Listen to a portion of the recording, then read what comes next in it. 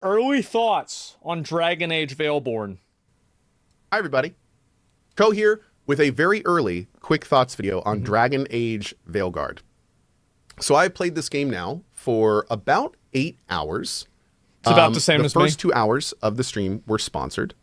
And I now have a pretty good idea about my initial feelings of this game. Now, I do need to say that I know this game is long, and I don't know how I'm going to feel at the end of it. So we will most likely make another thoughts video when I am done. That's 2 reacts. I'm getting the question all the time. What do I think of this game? I'll make a quick video giving you my thoughts.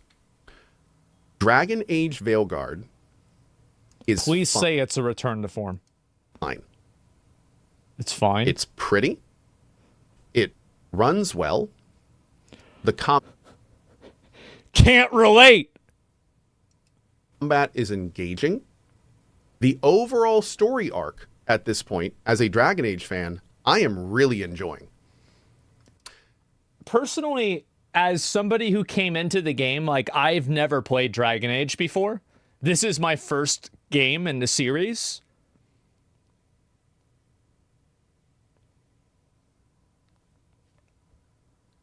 I thought it sucked.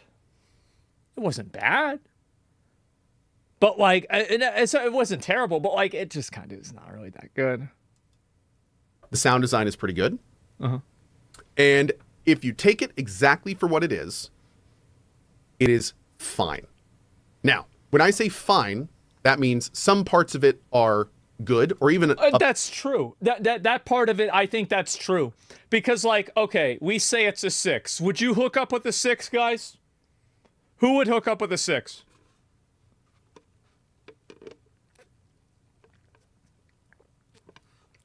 They're fine, right? There it is. above good, above average. It's In some fine. cases, excellent. Like, it's beautiful. It's a beautiful game. And it actually runs really well. The voice acting also. The voice acting is pretty great. In most cases. Like, most characters, I love hearing. It's all right. It's all right. I mean, so he's compared. I think a lot of you guys are confusing 2 different things.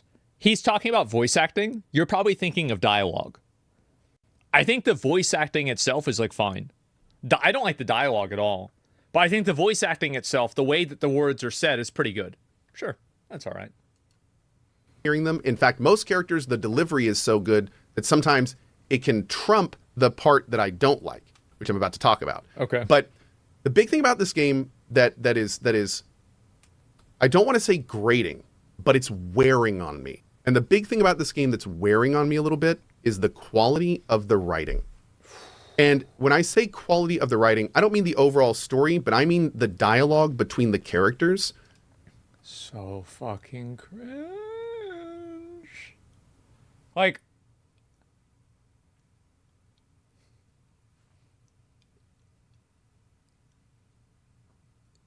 so I was doing, like, the what's the word for it? Like, the reputation quest line for Hulkenberg in Metaphor. And then the day after that, I played Dragon Age. And it was like going from eating a Wagyu steak to eating a wheelbarrow full of dicks.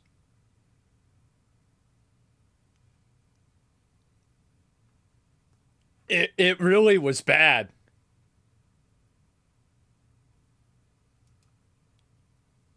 It's incredibly unnatural, it's very forced, and it's very basic. And where in previous games, I would look forward to characters talking to each other or telling me bits about the world, I kind of dread when it happens in this game because it feels so homogenized, basic, and frankly like I'm being talked to like a child. This is true. So this is the way that, like, I know that the game doesn't respect your intelligence and treats you like a retard. The fact that I can figure out the puzzles. Come on. There's no way that should have happened. It is, they're constantly just, they're not adding to the scenes when they talk. They're making fucking so true. A rock falls down. Well, that happened. Right?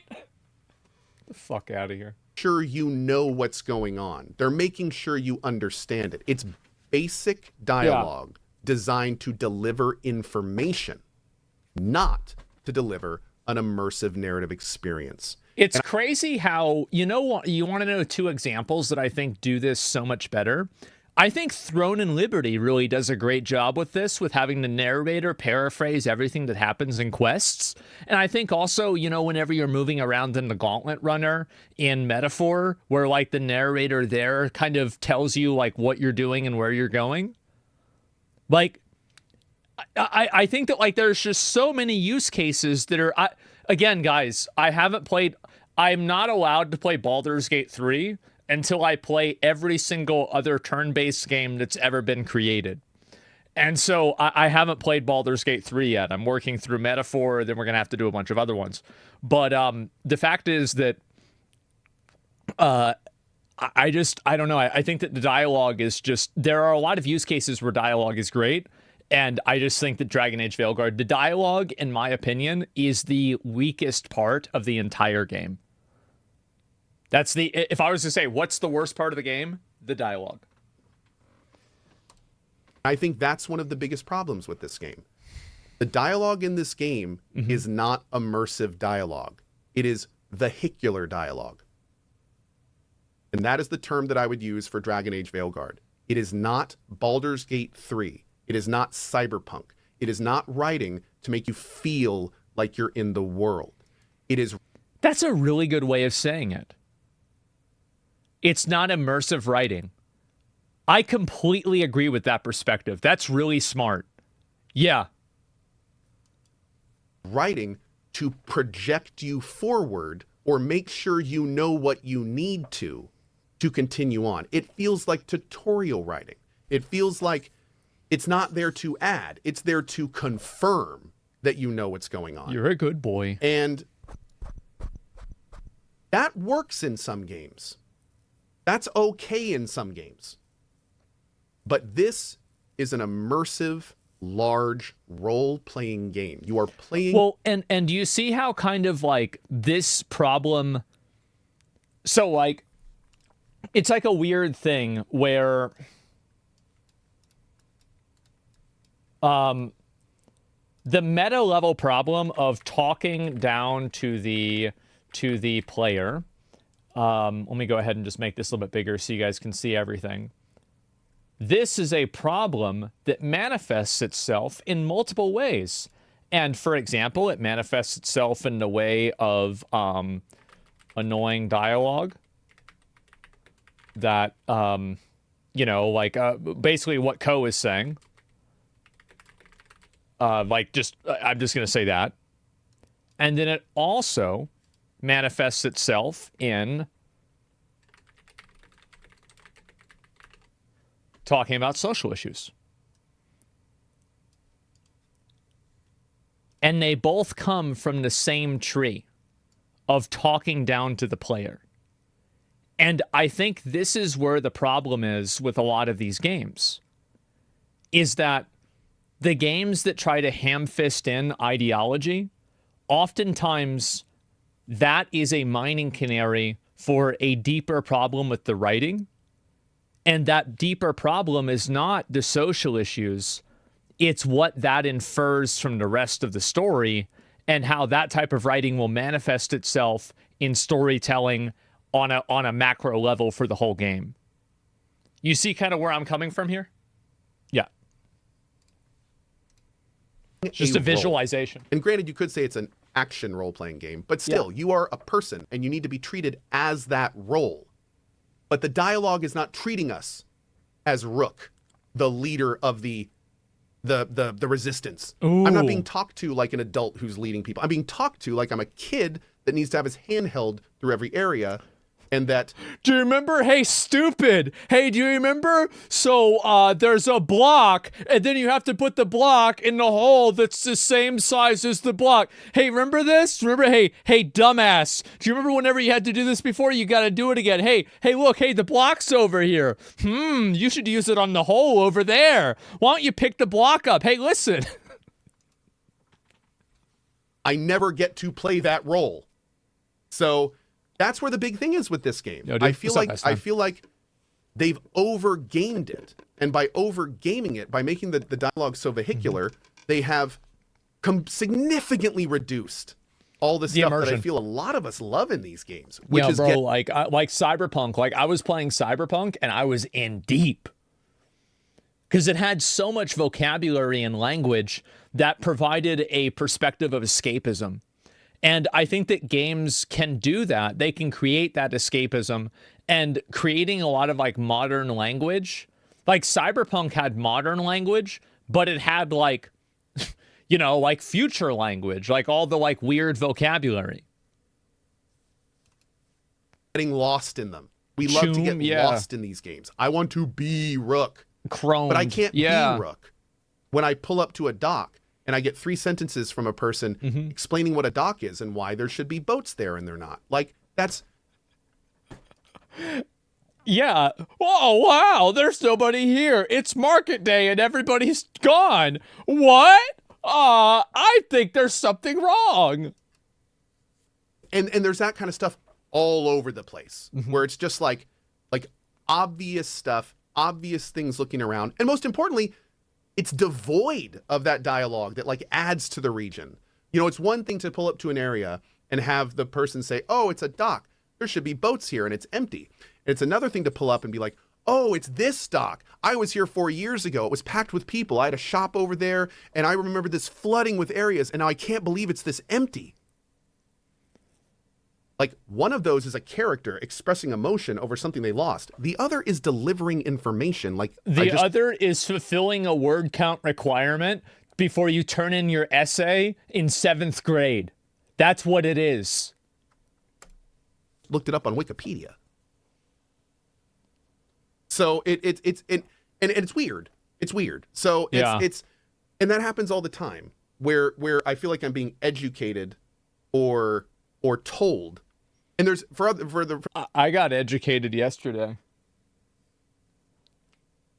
Remember that? By the mirror? I got re-educated. Yeah.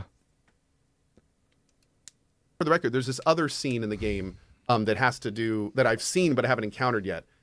And I'm not going to talk about the scene, but what I will say is when I saw that scene, the internet is exploding over the content of the scene. I watched that scene and all I could think of is, screw the content of the scene. I feel like I'm watching a Dare commercial in middle school. Like, I felt like Oh, God. Oh, God. I'm doing push-ups because I misgendered you. I used the wrong pronouns. Oh, my God. I was sitting in the audience at middle school watching a bunch of adults do a performance that was supposed to tell me how to feel about something. Yeah, the weird thing is that, I don't know if you guys had the same thing in school, like back in the 90s, but man, there's nothing that made me want to try drugs more than watching the commercials that they had on not to try drugs. Man, those were fucking terrible, huh? Screw whatever it is I'm supposed to feel about. Yeah. The whole framework of that is just uncomfortable. Like, that's not why we play games. That's not forget the message. Yeah. But it's like, that's not it. So anyway, I know this got a little ranty, but it's really hard. It's patronizing the player and talking down to the player. That's the root of the issue. And patronizing players on social issues is simply a branch. Take a game like this seriously when we live in a world of Baldur's Gate 3s and Cyberpunks. Yeah. It's really tough when there's this much of a schism where it's like where some games do it so well and then other games just don't. And I do need to point out at this point, we're talking about one facet of Veilguard. I know you guys are probably going like, oh, Cohh hates Dragon Age Veilguard. This is terrible. Blah, blah, blah. But no, it's it's not what I'm saying. I'm saying this one part of Veilguard is so bad that it kind of drags down the other parts. And Lost Ark did that. I have never seen a game with worse dialogue than Lost Ark. And you know what makes it even funnier? The fact that Lost Ark was delayed by Amazon because the dialogue was bad, and they wanted to delay it so they could make the dialogue better. I wonder what it was like before the delay. And that stinks. And the reason I make videos like this is for a very small chance that one day somebody in a decision point sees a video like this and goes, oh, maybe we're better off taking risks instead of homogenizing our product through a broader audience, which is what I feel like is going on in this case. I think that's exactly what happens, and he's completely right. And if you look at it from a macro level, I think that the problem is that companies have like these massive budgets for games, and the massive budgets for games make it to where they feel like they're required to hit such a wide audience of players that they end up devaluing and watering down the experience of the game. And it's like, you know, one size fits all is actually one size fits none. I think that's what happens with a lot of these AAA games. I feel like when we get dialogue like this in games, it's because it's being brought down to such a basic level that everyone will be able to understand it. They don't want to take risks. And yeah, like whenever I was playing Metaphor, I was doing Stroll's questline, and I couldn't find the fish vendor. And do you want to know why I couldn't find the fish vendor? It's because I wasn't really paying attention while I was reading the quest, and I was mentally AFK. Now, I found it. I didn't have to look on the Google either. It took me 30 minutes. That would have never happened in Dragon Age Veilguard. They were to say, oh, the fish vendor. Oh, and there'd be like 7 NPCs that you're walking towards. Oh, I sure like eating fish from the fish vendor that's directly to the left of me. Oh, wow, I can't wait to go to the fish vendor that's just a little bit farther next to me. And then there's like, you look at your map and there's an indicator and it says fish vendor. And then your heroes, the companions are like, hey, yeah, I think the fish vendor's just ahead. Keep going in this direction. And then, like, if you get near him, there's, like, a big indicator over his head, and it's a fucking fish. It's like, hey, you fucking retard. Click on this guy. Fucking moron. We need to make sure devs ladder arisen. Like that. We don't play games for We have to sake. sever the tail. We don't play games for homogenized dialogue. That is not why we like games. Yeah. We like games because they surprise us and they make us think and they give us things we're not expecting and they're interesting because we haven't done them 50 times before. Yeah. That's why we like these games. The main story in this game is doing that for me, which is why I'm still playing this game. I'm a huge Dragon Age fan. The main story and the stuff happening in it right now at the 8 to 10 hour mark. I'm playing it because I still haven't had gay sex in the game yet. But, I mean, everybody has their own reasons, right? Engaged in. I like it. So, like, let's just take that kind of thing and be a little riskier and more interesting with the writing, and this could be a damn decent, like, we could be having a completely different type of video right now. Mm-hmm. But yeah, that's kind of where we are. The writing, that's my thoughts on this. I'm going to continue playing it.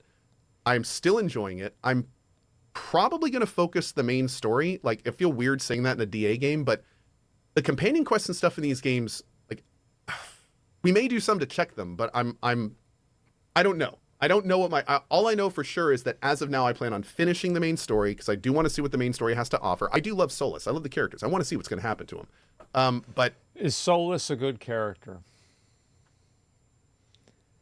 I think that he is the only character that I would say could be considered as good. I don't find any of the other characters interesting at all. I think Solus is the only character that, at least so far in like my experience in the game, is okay. He used to be? Well, no, that's my opinion, right? Like, I think that, like, compared to all the other characters, he's pretty much the best one. That's my opinion. Varric? I think Varric is okay. I like Varric, but I think Solus is a more compelling character. Personally. It's not because he's bald. Shut the fuck. That's where we are. So anyway, TLDR. No. Thoughts on Dragon Age Veilguard. Some really good parts that are unfortunately obfuscated by some really lackluster parts. True. The total package, if you can bear with the bad parts, is not a bad game.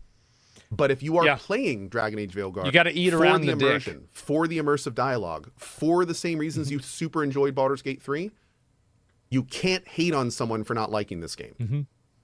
Keep that in mind. It's totally valid to not like this game. You don't need to shout people down. Hey. It's totally valid to not like any game, right? Like, if you don't like a game for whatever reason, totally fair. I never was a big fan of Minecraft. I never really liked Minecraft. I acknowledge Minecraft is a generational level incredible game, but I'm just not really a fan. Yeah, it's just me. Follow? Yeah, I guess so. Say that. But it's also not valid to say the game is complete garbage, because there's parts of this game that are actually pretty damn good. I agree with that. I do not think it is complete garbage. I don't think the game's complete garbage. I think it is slightly above average. It's partial garbage. So it's a mixed bag. It's a real mixed bag. Yeah. It's again, there's parts that are really good and there are parts that are just really not. But I'd say the overall picture, it's definitely, for me so far, it's been worth playing. Somebody says, what's the last complete garbage game you've played? Star Wars Outlaws. Literal piece of shit. Ooh, it was so bad. It was such a bad game.